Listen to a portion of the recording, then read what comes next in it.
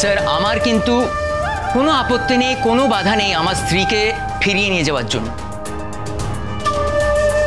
আমার স্ত্রীকে তার উচিত উপযুক্ত সম্মান দেওয়ার জন্য।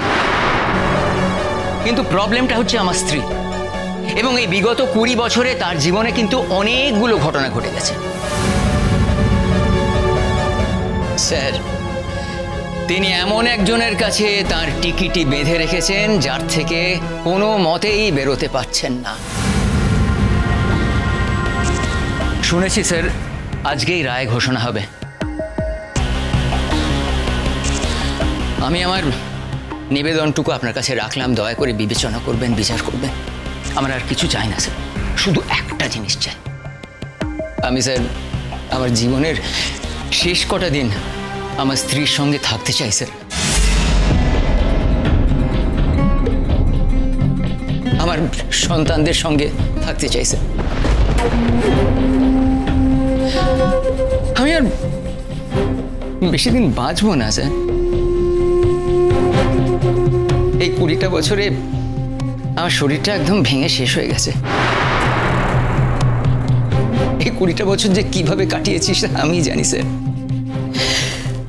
এখনো আমার বড় ক্লান্ত লাগে স্যার, যেন মনে হয় শরীরের কোনো জোর নেই।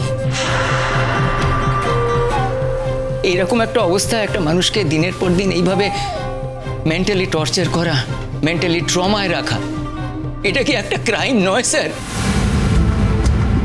যাই হোক, আমি জানি স্যার আজকে আপনি রায় দেবেন এই কেসের।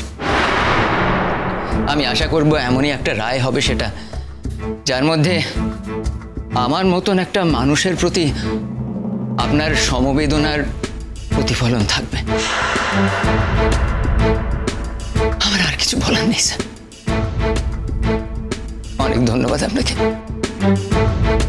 ঠিক আছে, আপনি বসতে পারেন।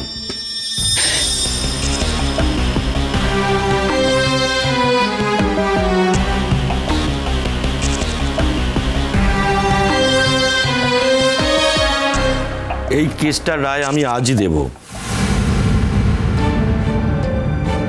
আমাদের মোটামুটি সাক্ষ্য প্রমাণের ভিত্তি তৈরি ছিল সব। আজ যে সাক্ষ্যটুকু পেয়েছি ততক্ষণে আমি তার উপরে কাজ করে নিয়েছি। তাই এই কেসটিকে আর আমি দীর্ঘমেয়াদী করব না।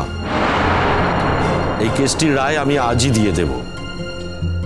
সমস্ত ঘটনা বিবেচনা করে আমার মনে হলো এই কেসে চন্দ্রোদয় মুখার্জি এবং কমলিনী মুখার্জি এরা দুজনে ঘটনাচক্রে আলাদা থাকলেও এদের বিয়েটা কিন্তু ইনভ্যালিড হয়ে যায়নি।